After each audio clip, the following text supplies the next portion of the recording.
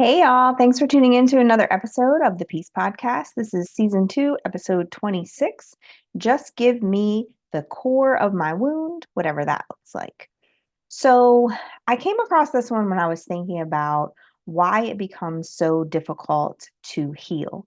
And this actually came to me when I was thinking about one of the situations that we come to oftentimes is that we try to heal a symptom when we're not actually healing what's truly ailing us. So I've had some stomach issues and I've had some other things that have gone on internally within me. And when I went to the doctor and said, "Hey, this is what's going on with my stomach," he tried to prescribe me some medicine that would deal with the stomach issue. But then there were other issues that were happening at the same time. And so I was like, I feel like the stomach issue is just a symptom of something greater than that.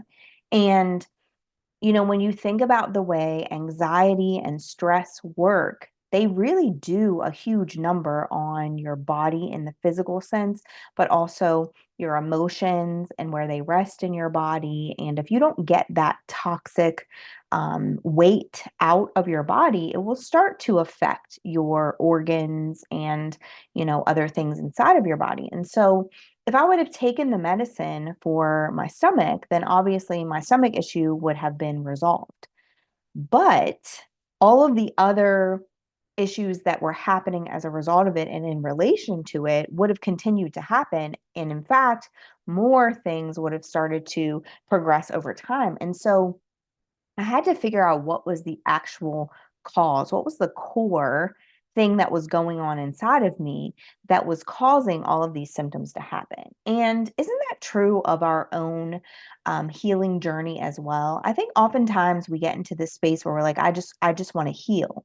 And we start to think about the things that we want to heal. And then we delve into what do we want to heal from. And so we might say, I want to heal um, this constant feeling of anxiety or this constant feeling of depression. And then when we trace it back, we think, okay, well, the reason that I feel anxious is because I'm a perfectionist. And so I need to heal the perfectionism. But what you'll find is when you trace it all the way back, you're going to trace it back to some sort of core wound. And that core wound is going to be the thing that you need to take care of before any of your healing can take place.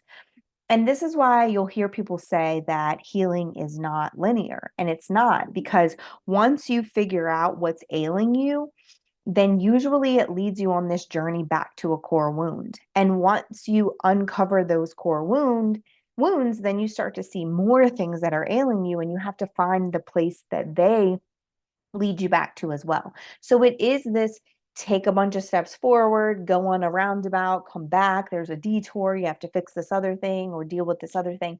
And so it's not a healing journey that is linear. And the reason that I think that we stumble so often and we get so stuck on our hurdles is because we're not actually addressing the core wound because we don't really even know what it is that we're healing from. And so, if you find yourself in a space where you're in a bunch of toxic relationships, you could blame the people that you're in relationship with. And, there is some accountability in them for being the way that they've been with you in a relationship. But there's also this piece of it where it's you continue to keep picking toxic people. So, what is the thing that you need to heal that tells you that you're not good enough?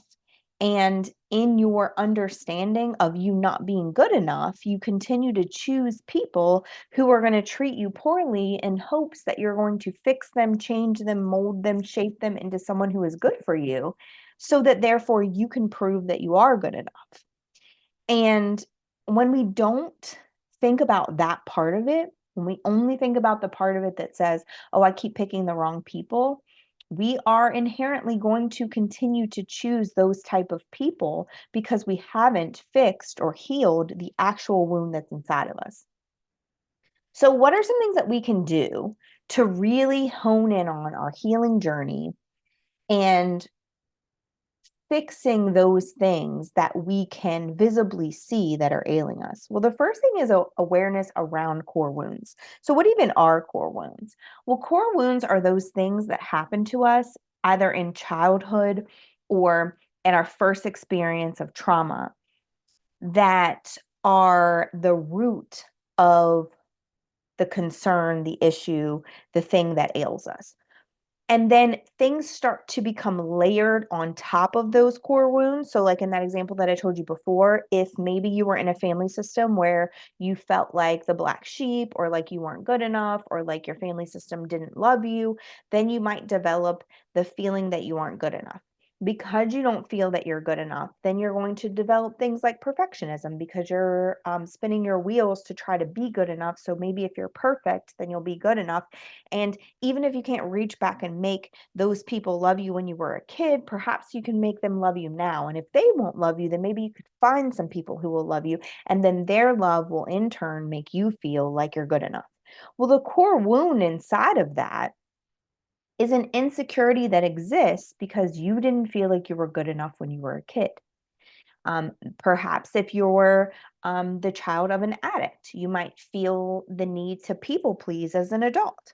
So you have an addict for a parent, and you felt like if you just created enough peace, if you made the scene perfect enough, if you enabled them to be happy, then maybe they would not feel like they need to go to this substance in order to make themselves be relieved of some of the pain. And so, if you just did enough, if you just were enough, if you just created enough peace, then they wouldn't resort to the addiction or the drug. They would actually be content in their space.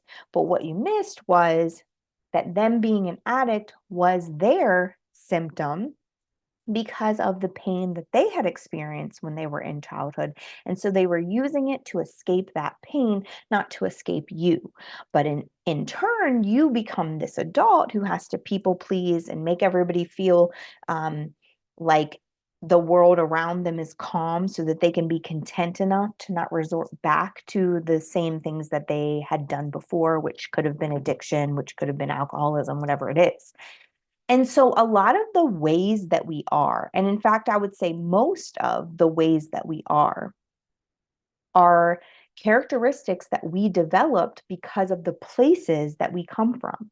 And because of the places that we come from and the wounds that weren't healed in the people who raised us or were part of our story and our narrative from the places that we came from, a lot of the things that they did to us were a result of them not healing something inside of them. And then because they didn't heal that thing inside of them, their core wound developed symptoms, and those symptoms became the catalyst for your core wound. So you have to have some awareness around what core wounds are in order for you to even understand what you're healing from. Otherwise, you're just going to be healing the surface level thing, which isn't your actual wound inside. It's like putting a bandaid on something that's oozing and infected. You might put the bandaid over top of it and it might cover what you visibly see in front of you. But what's happening underneath is a blaring infection that needs some antibiotics because the core of that wound is way deep. And if you don't heal the infection, the band-aid's not really going to do anything. And the second thing is that we need to decide that we're finished managing endlessly our symptoms. So we need to decide that that stomach issue could be related to something and resonate with it and feel it and try to figure it out. Sometimes we think that our stomach issue is what we're eating, but if we actually took inventory of what we're eating, it's not really linked to the same thing over time. But if we took inventory of what's happening in our lives when those stomach issues are happening, we would probably see some sort of emotional threat or elevated emotion that's happening inside of there, which is causing the stomach issue. Now, I'm not trying to diagnose anybody's stomach issues. I'm just telling you what I've experienced.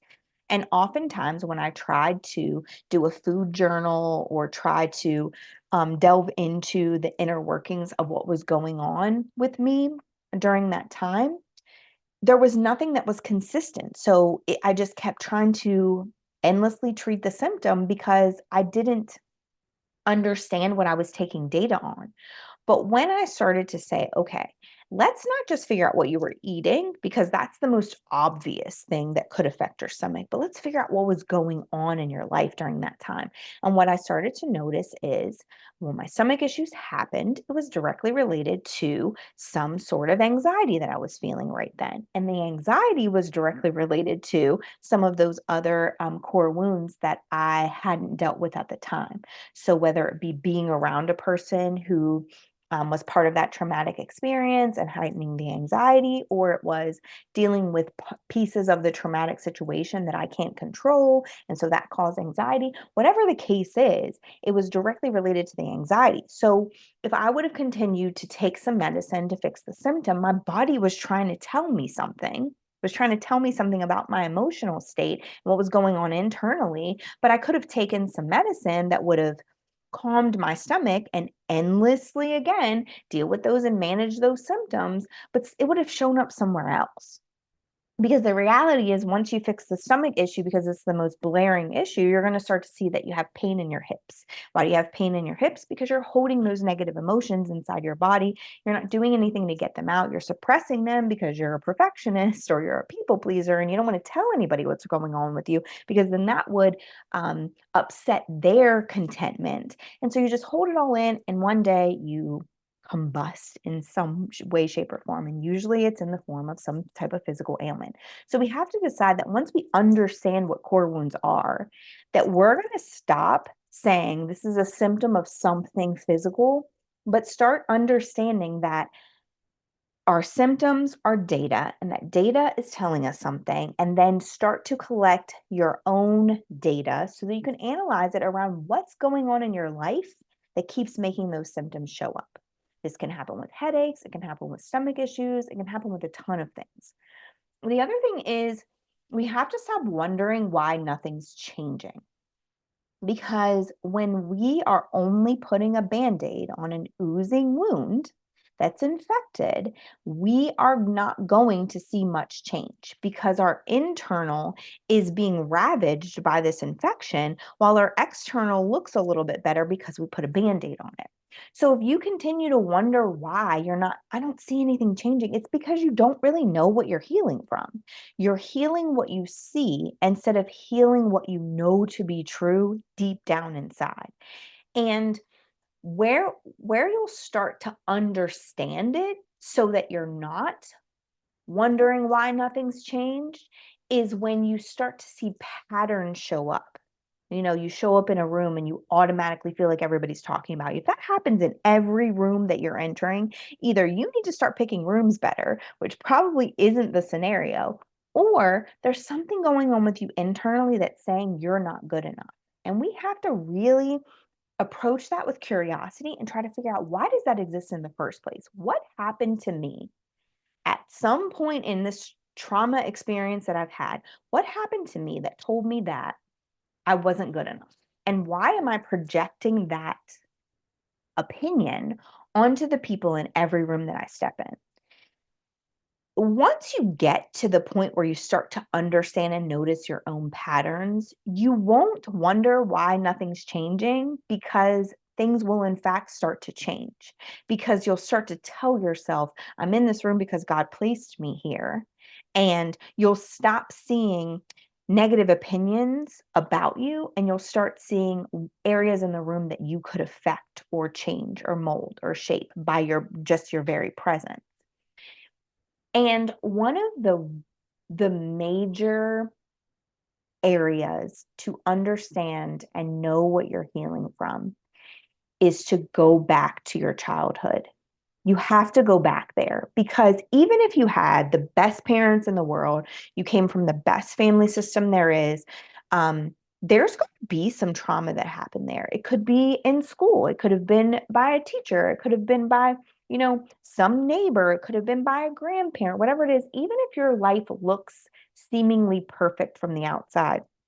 Like, I know people who had wonderful parents who ended up in wonderful careers because of the influence that their parents had on them, who ended up being wonderful parents because of the influence that their parents had on them. But they have raging stomach issues because their parents put so much pressure on them to be perfect that a 98 isn't good enough. It has to be a 100. So they drive themselves crazy trying to achieve things because they grew up with the star sticker system where they got a sticker every time they made their parents look good. And so now they're just continuously spinning their wheels to try to make their parents look good instead of just doing what innately internally feels like alignment and feels good to them. And so you have to really understand those inner wounds.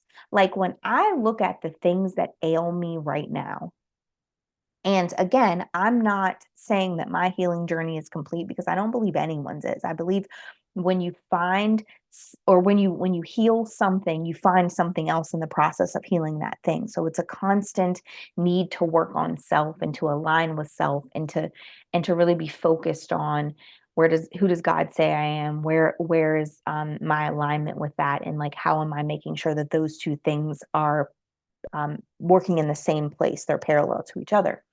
And um, when I think about the perfectionism that I try to work through, when I think about the eating disorder thoughts, when I think about all of those things, I can tell you because I know now for 20 years they were just symptoms. Like honestly, I had no clue where they came from. They were just symptoms. But now I can trace them back to the exact moment where that thing became true. I can trace them back to what was said to me, where it was said, how it was said, and how it created that thing in me. And because I know that it happened in teenage years and some of these things in childhood, I can start to heal that inner wound because I know that it's a childhood wound. I know that I have to approach the me that I was because she's somewhere in there and talk to her and say, it's okay to eat. You don't have to feel bad for eating the cupcake, all of these things that no one said to me then because no one really knew the internal battle that I was struggling with, but I know where it started. I know exactly what someone said to me to make it happen, and I know how it continued throughout my life. So we have to address the connectivity between our current situation and the things that we're struggling with after we really establish, what are my external symptoms? What's the data that I'm collecting about myself to really attach those symptoms to something that has happened in my life? What we'll be able to do is trace those things straight back to childhood because what shaped us, molded us into the children that we became, and then the adult narrative that we tell ourselves is directly correlated to that. You came into this world as a blank slate. So all of the things that have been told to you, have become valuable to you, have been morals that have shaped the way that you live and do things, have all come from something. They didn't just show up one day. And so if you can trace back the quality of your morals to something, whether it be, I grew up in church, or this is just what my parents taught me, or this is just what my family system believed in, then you can certainly trace back those traumas and your pains that need to be healed to that same exact space. Where did it first happen? Where did it come from? And then something that I'm going to give you a little bit of homework this week is to really look at your attachment style. Like, are you disorganized in your attachment style? Are you anxiously attached? Like, what does your attachment style tell you about you? And you can look this up on a ton of places on the internet. I'll link it under the YouTube video, some resources that I've used. But if you figure out if you're anxious or if you're avoidant, that's a great place to start. Like, where did that anxious thing come from? Where did that avoidant put up walls to protect myself come from? What were the hurts that told me that this is a thing? Like, for instance, I know, and my sister and I have talked about this often, that she's avoidant and I'm anxious, yet we came from the same family. And when we talk about why this exists, we just understand that same pain, same trauma can also equate to two different type of attachment styles. And why does that happen? And what does that present itself as? Like when we were in middle school, she was very much, I have one or two friends, perhaps. Like sometimes she didn't even really like mess with them too tight. And then I was like social butterfly. Everyone's my friend because I needed an abundance of people to feed me from the feeling that I wasn't good enough. And she needed less people around her because she trusted very few people and she put her walls up. So our attachment styles really told us where the wound came from and what we had developed based on that wound. And yours may not be the same as someone else's. There are tons of people who have eating disorder brain who got it from a totally different space than I did, right? And they may deal with it in a totally different way than I do. But I can tell you that my journey has told me exactly where those things have come from. And so I would encourage you, as soon as you stop listening to this podcast, to either click the link in the description or in the YouTube video, or to go on your own little journey of self discovery by doing some research around your attachment style and the characteristics of that attachment style, and then try to figure out where that comes from. Was there a childhood messaging? Was there some sort of trauma that happened in that space? And you might just uncover some traumatic event that maybe to the outside eye didn't seem too traumatic. And you'll start to really understand where your symptoms are coming from. And I'm going to be talking about this for the next 3-ish weeks, like just the healing journey and how you actually heal, not necessarily um, just wanting to heal is enough. And I think that we sometimes get stuck in, but I really want to heal, and then we don't know how or what we're healing from. And so I'm going to be talking about this for the next 2 weeks, 3 weeks, but this is a personal journey, so everything that I say isn't necessarily going to resonate with you, but it may be the catalyst for you going out to do some research on it. And some research that I would really hope that you would do today when you get off of here is just the attachment style piece. Like, what is it that you've developed as your attachment style as a result of the things that you've experienced? So thank you for tuning in. I appreciate you guys.